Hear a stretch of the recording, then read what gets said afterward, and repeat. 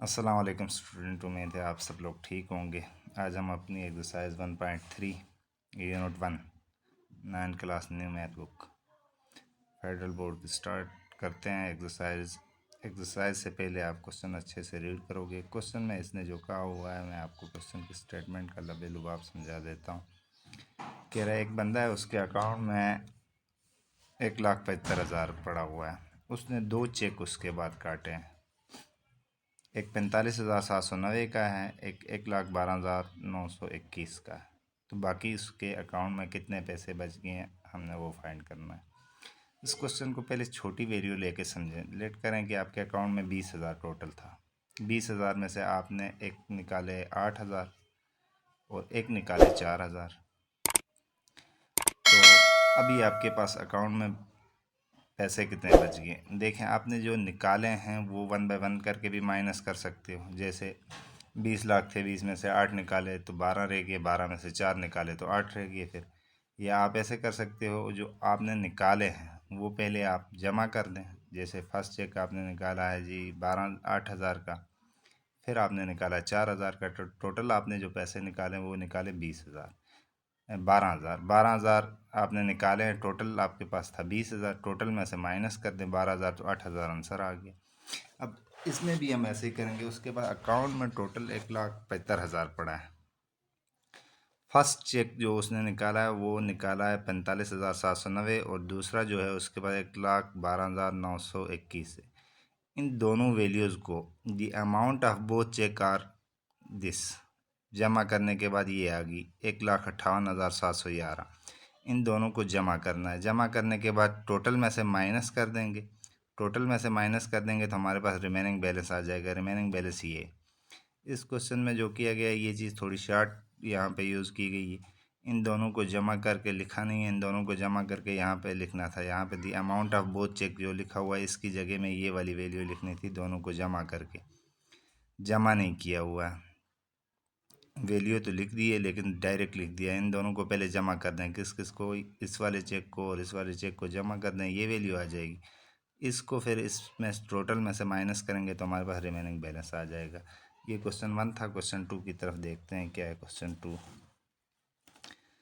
Question 2 में हमारे पास है, हम स्टेटमेंट को रीड कर देते हैं।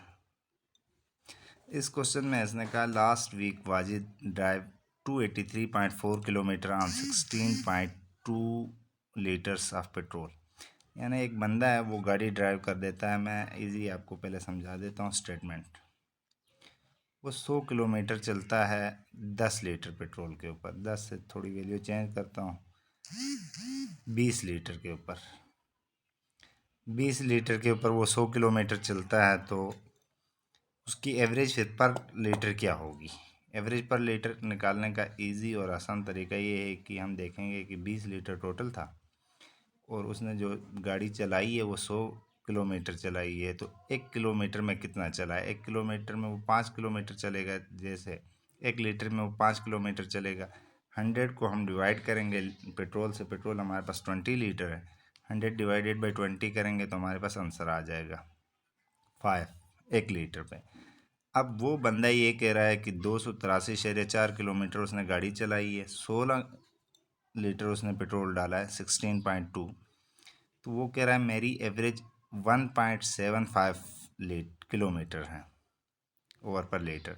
यानी 1 लीटर पेट्रोल पे वो 1.25 किलोमीटर चलता है, 1.75 किलोमीटर। तो क्या वो आगे पूछा है इज़ हिज आंसर रीज़नेबल? क्या उसका जो आंसर है वो रीज़नेबल है? उसका आंसर रीज़नेबल नहीं है। अब क्यों नहीं है, उसकी रीज़न हम बता देंगे। यहाँ पे हम देख लेते हैं पहली चीज़ कि क्या है, 283 किलोमीटर है। अगर वो 16 लीटर पे 2 किलोमीटर भी चलेगा पूरा, तो उसके बावजूद भी 2 किलोमीटर अगर वो तो बता रहा है 1.75, हम अगर 2 कर देते हैं फिर भी उसका अगर 2 लीटर पर लीटर पे जाएगा तो 16 लीटर पे 32 लीटर बन जाएगा। तो यहाँ पे वो चला है 283.4 किलोमीटर, तो वो सही नहीं बता रहा है। तो इसका मतलब ये है कि उसकी एवरेज सही नहीं है। अब हम ऐसे करेंगे, हम अपना आंसर निकालेंगे। हम अपना आंसर कैसे निकालेंगे? ऐसे करेंगे कि ये जो 283 है इसको हम डिवाइड करेंगे।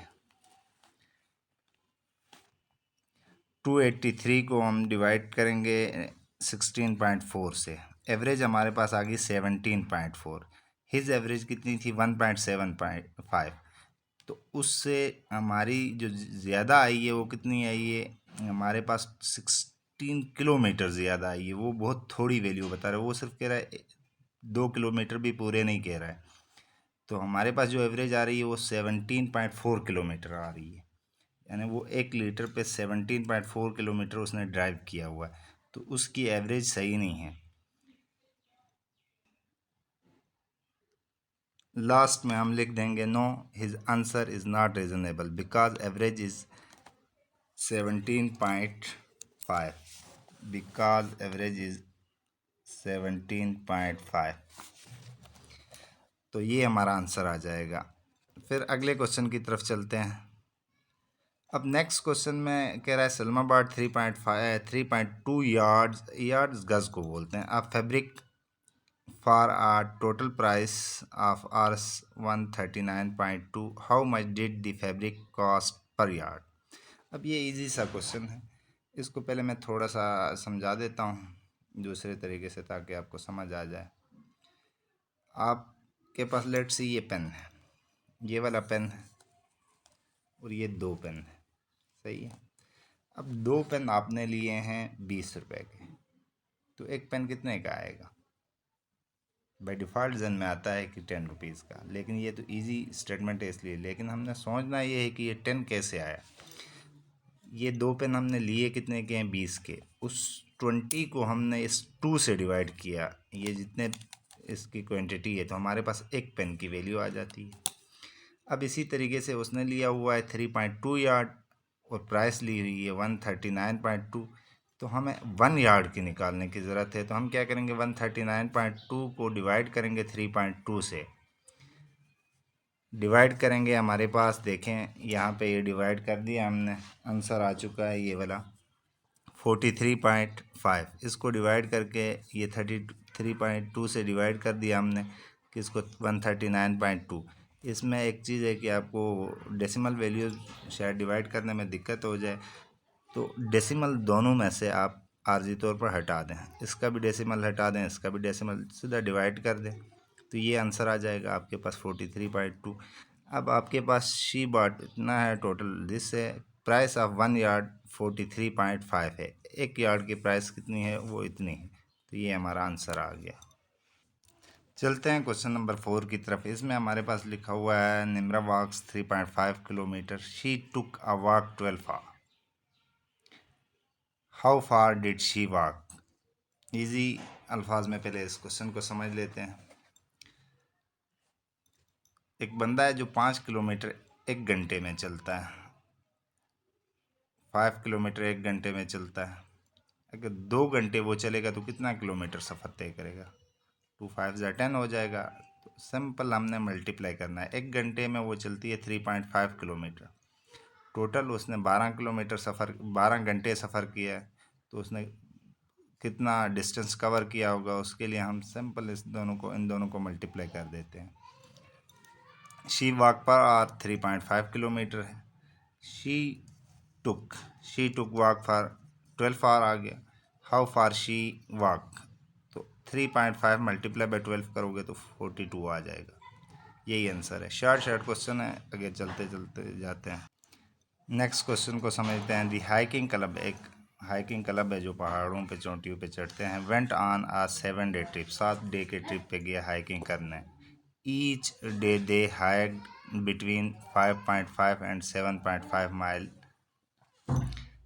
हर दिन वो कम से कम कितना चलते हैं, यानी उनके चलने की जो, वो किसी भी पहाड़ में चढ़ते हैं तो वो एक कांस्टेंट वैल्यू से नहीं चढ़ते कि यानी डेली 5-5 किलोमीटर करके नहीं चलते, बल्कि कभी वो 5.5 किलोमीटर चलते हैं तो कभी 7.5 किलोमीटर। इसके बीच बीच की कोई वैल्यू होती है, बीच में 6 भी हो सकती है, 7 भी हो सकती है, 7 भी हो सकती है, 6.5 भी हो सकती है। कम से कम वो एक दिन में जो चलते हैं वो 5.5 है और ज़्यादा से ज़्यादा 7.5 है। It is reasonable to assume that clubbing the days the club hiked क्या क्या ये रहा है कि बताना ये है कि जो इसने वैल्यूज़ दी हुई हैं कुछ आगे, कह रहा है कि बताएं कि इनमें से कौन सी वैल्यू सही हो सकती है। वो कहता है लेस देन 35 माइल, कि वो 7 दिन में 35 माइल से कम चलेंगे। बिटवीन 35 एंड 55 माइल्स, वो 35 और 55 माइल के सेंटर में कोई एक वैल्यू आ जाएगी, यानी 7 दिनों में वो इतना सफ़र करेंगे। इक्वली 55 माइल्स, वो 7 दिन बाद एग्जैक्ट 55 किलोमीटर तय कर चुके होंगे। मोर देन 55 माइल्स कह रहा है कि वो इससे ज़्यादा कर चुके होंगे। अब हमने बताना है कि कौन सा आंसर उसका सही है। वैसे तो आप गेस करके भी सीधा सीधा बता सकते हो कि ये वाला सही है, लेकिन गेस से अगर हम निकलें और सॉल्यूशन करके बता दें तो कैसे बताएंगे। अब हम करेंगे ये कि 7 दिन वो चलते हैं, कम से कम वो एक दिन में कितना चलते हैं, 5.5 किलोमीटर, और मैक्सिमम हाइकिंग वो 7.5 करते हैं। हम एवरेज निकालेंगे, मिनिमम की भी मैक्सिमम की भी। एवरेज हाइकिंग इन 7 डेज़, तो एवरेज करने के लिए देखें एक दिन में अगर वो 5.5 किलोमीटर चलते हैं तो 7 डेज़ में वो कितना चलेंगे, तो इसको 7 के साथ मल्टीप्लाई करना पड़ेगा। 7 के साथ मल्टीप्लाई करेंगे तो हमारे पास आ जाएगा 38.5। फिर मैक्सिमम वो अगर चलते हैं हर दिन वो 7.5 ही सफ़र करते हैं, तो फिर 7 दिनों में कितना चलेंगे, 7 को इस 7.5 के साथ मल्टीप्लाई करेंगे तो 52.5। अब हम देखेंगे कि कौन सा आंसर रीज़नेबल है। देखें वो कम से कम चलते हैं तो ये 38.5 चलेंगे, ज़्यादा से ज़्यादा वो 52.5। तो उसने जो आंसर दिए गए हैं 35 तो हमारे पास कम से कम भी वो चलते हैं तो 38 किलोमीटर चलते थे, 35 वाला तो नहीं आएगा। फिर इक्वली 52 से वो ज़्यादा है, वो अगर सारे दिन 7.5 भी चलेंगे तो 52.5 होता है। तो 55 से तो कम ही होगा, बराबर तो हो ही नहीं सकता। मोर देन तो बिल्कुल भी नहीं हो सकता। इसलिए देखें 38.5 कम से कम वो अगर चलते हैं और ज़्यादा से ज़्यादा चलते हैं तो 52.5 है। तो वो बिटवीन आएगा 35 और 55 के, यही वाला हमारा आंसर होगा। नेक्स्ट क्वेश्चन भी इजी क्वेश्चन है। इसमें कह रहा है एक क्लास है वो 42 बैलून खरीदती है और एक बैलून है 1.85 का। फिलहाल पॉइंट वाली वैल्यू से 2 सेकंड के लिए बाहर आके पहले क्वेश्चन इजी कर देते हैं। अगर एक बैलून 2 रुपए का है, 42 बैलून उन्होंने खरीदे हैं, तो टोटल पैसे कितने पे करेंगे, 42 को 2 से मल्टीप्लाई करेंगे। बिल्कुल ऐसे ही पॉइंट वाली वैल्यू भी हम 42 के साथ मल्टीप्लाई कर देते हैं। एक बैलून 1.85 का है, 42 कितने के होंगे, तो उसके लिए हम 42 के साथ इसको मल्टीप्लाई कर देते हैं। मल्टीप्लाई कर दिया तो ये आ जाएगा 77.7। ये लास्ट में 0 पॉइंट के बाद आ जाता है, तो आप इसको लगाएं ना लगाएं कोई फ़र्क नहीं पड़ता है। दूसरा मल्टीप्लिकेशन, अगर आपको पॉइंट वाली वैल्यू में मसला आ सकता है तो आप ऐसे कर लें, इस 42 को 185 के साथ मल्टीप्लाई कर दें तो आएगा 7770, सही है, 7770। अब आपने देखना है कि पॉइंट के बाद वैल्यूज़ कितनी है। इधर पॉइंट के बाद वैल्यूज़ 1 और 2 आ गई, इधर क्योंकि पॉइंट नहीं है तो पॉइंट नहीं होता है, तो लास्ट में पॉइंट होता है, तो इसके बाद तो कोई वैल्यू नहीं है 42 में। तो हमारे पास पॉइंट के बाद जो वैल्यूज़ आ गई वो 2 आ गई। तो अब हम ये जो नीचे नंबर आया होगा इसको बैक साइड से गिनते हैं। 1 एंड 2 वैल्यूज़ होगी, उसके बाद पॉइंट लगा देते हैं, तो ये हमारे पास आंसर बन जाता है। क्योंकि पॉइंट के बाद 7 के बाद 0 है, ये 0 लिखो ना लिखो कोई फ़र्क नहीं पड़ेगा।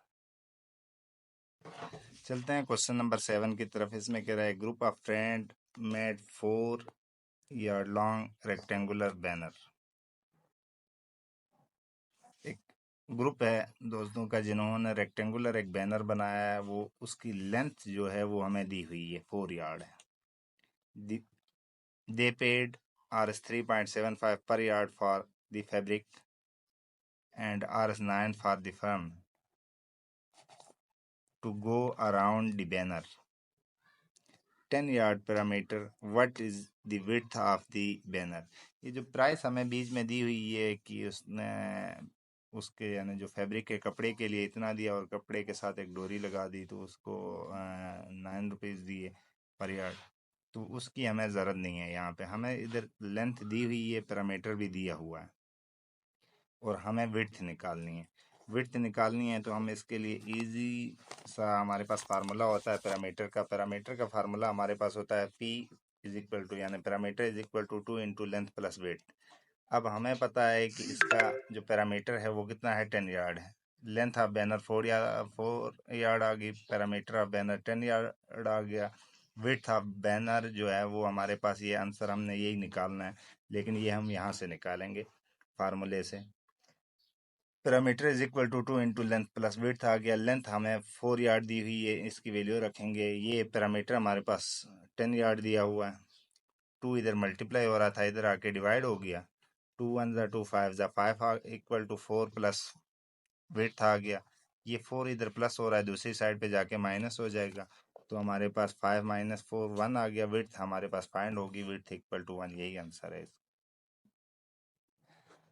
इस क्वेश्चन में हमारे पास क्वेश्चन नंबर 8 है। इसमें कहा गया है एक शू फैक्ट्री है, यानी जूतों की फैक्ट्री है। एसेट उसके पास, यानी उसके पास जो पैसा है वो है 20 lakh, of which 3/5 is the capital and rest is डेब्ट। Find the amount of capital and डेब्ट। अब कैपिटल और डेब्ट में मैं आपको समझा दूं तो एक होता है उधार। उधार होता है दो तरीके का।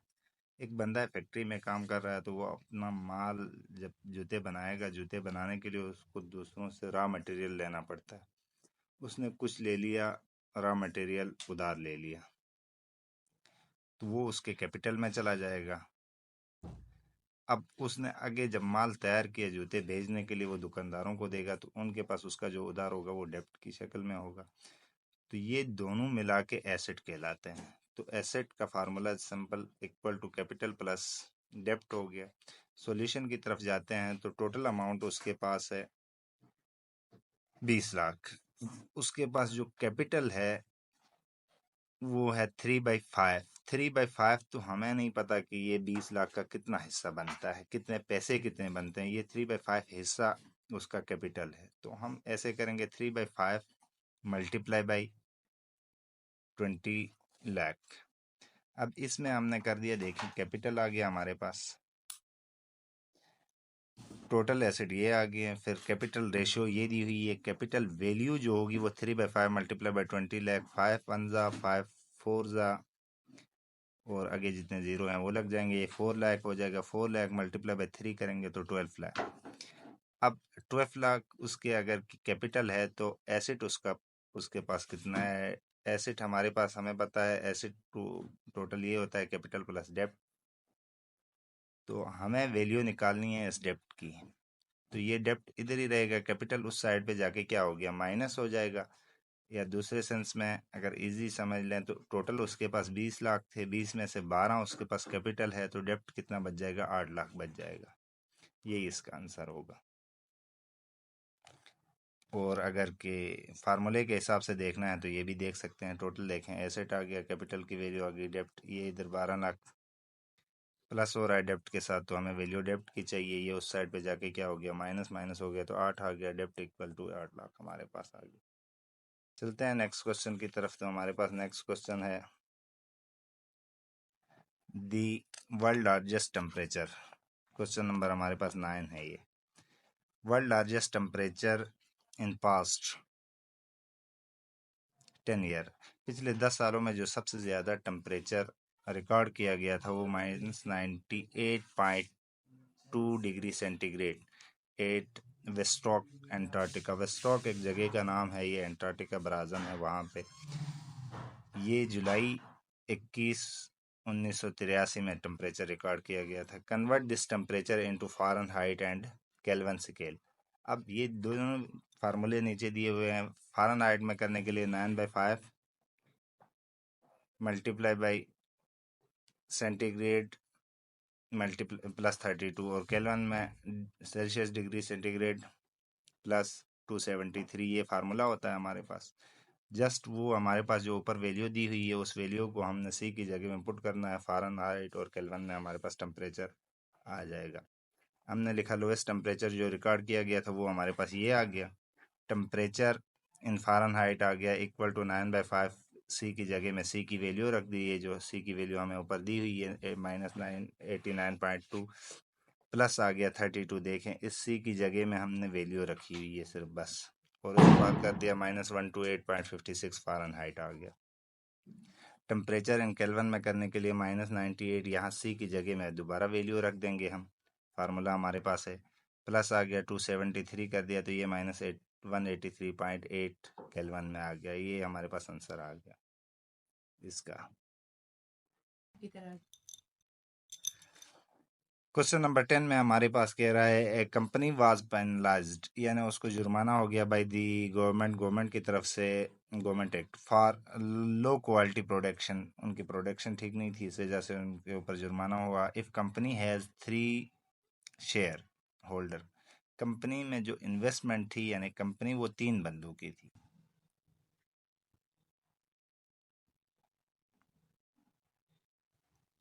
कंपनी में जो पहली बंदी थी वो फरा थी और दूसरी मरियम थी, तीसरी तहरीम थी। Investing in the ratio of 1:3 and the amount of penalties are as this 4,56,868.97. Find the amount of penalty paid by each of 3 shareholder. अब कंपनी 3 बंदों की है, मसला इसमें ये है कि तीनों के बराबर पैसे नहीं हैं। इक्वली अगर मैं आपको छोटी एग्जांपल से समझा देता हूँ, एक जगह है जहाँ पे 3 बंदों ने पैसे मिलाए हैं। अगर वो तीनों बराबर बराबर पैसे मिलाते हैं, जैसे 60 रुपये लगाए, तीनों बराबर लगाते हैं तो 20-20 रुपये दिए होंगे।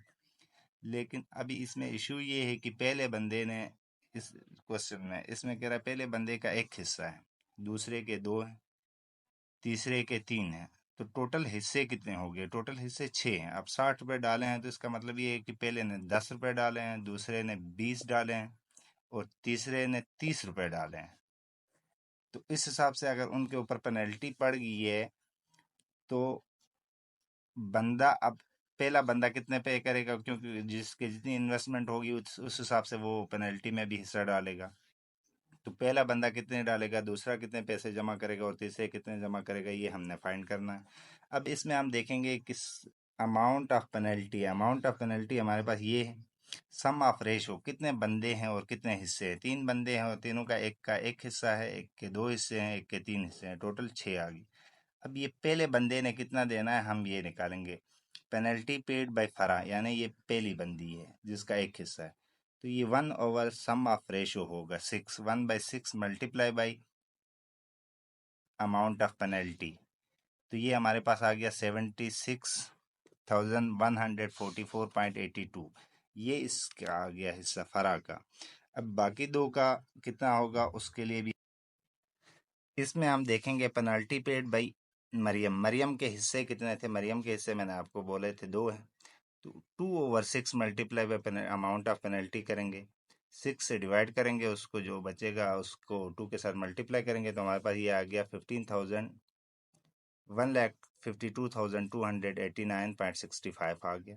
फिर पेनल्टी पेड बाई तहरीम के अब 3 हिस्से हैं, 3/6 multiply by amount of penalty करेंगे, 6 से उस वैल्यू को दोबारा अमाउंट ऑफ पेनल्टी को डिवाइड करो, जितना बचता है उसको 3 के साथ मल्टीप्लाई कर दो, आपके पास आंसर आ जाएगा।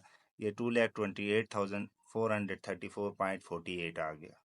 यही इसका आंसर है। तो इसी के साथ ये एक्सरसाइज हमारी ख़त्म होगी और इस चैप्टर को भी हमने कंप्लीट किया। अगर इस चैप्टर में कहीं भी कोई मसला आ जाए तो आप कमेंट में बता सकते हो, मैं उस क्वेश्चन की दोबारा से वीडियो बना दूंगा। तो हम इंशाल्लाह नेक्स्ट चैप्टर करेंगे ये लुगाथम वाला, यूनिट 2। इसमें मैं कोशिश करूंगा कि जितने क्वेश्चन हैं मैं खुद लिख के आपको समझा दूं।